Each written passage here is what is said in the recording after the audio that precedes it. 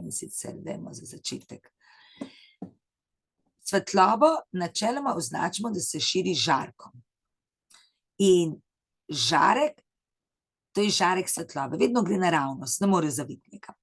Ampak, ko pade na žarek na mejo dveh sredstev, v tem primeru na mejo med zrakom in vodo, se nekaj žarka odbije, nekaj ga gre pa skozi.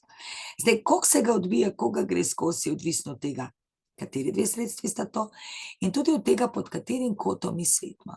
Poglejmo, če svetimo zelo pod majhnim kotom, se pravi majhnim, v bistvu velikim, ker tale črta se imenuje vpadna pravokotnica, in kot vpadni je razdalja je kot do vpadne pravokotnice, lahko tudi geotrikotnik postavimo. Najprej, kako se odbije. Poglejte, če je vpadni kot 60 stopinj, potem se odbija tudi tako, da je tu 60 stopinj.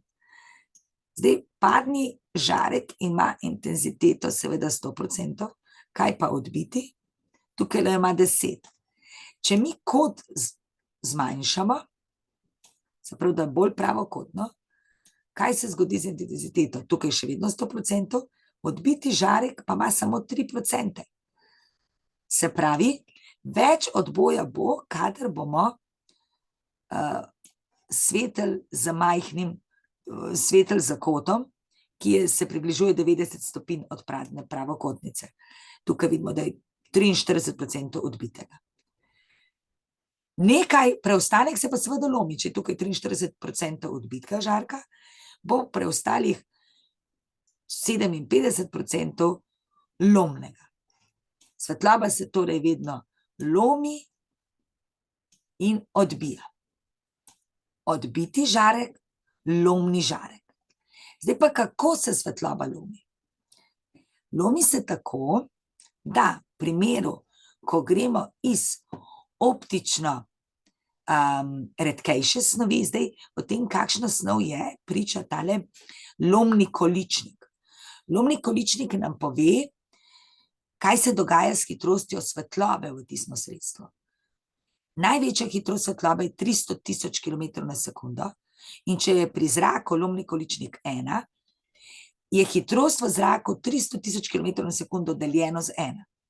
Recimo, voda je optično gostejša snov, tam je lomni količnik 1,33 in hitrost svetlobe v njej je 300.000 km/s deljeno z 1,33.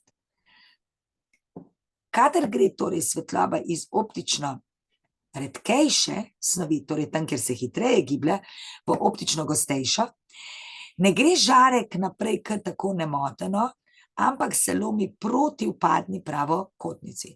Se pravi, če je to vpadni kot, je tukaj lomni kot, ki je manjši od vpadnega kota.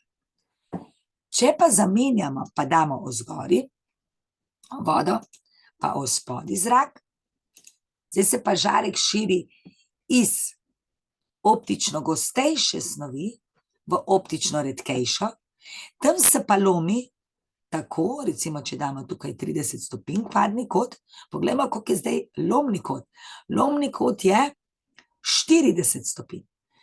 Žarek ne gre naprej, ampak se lomi proč od vpadne pravokotnice. V takem primeru, ko imamo tukaj optično gostejšo snov in gre v optično redkejšo, se v nekem trenutku, lomni kot se veča, ampak do kod se veča?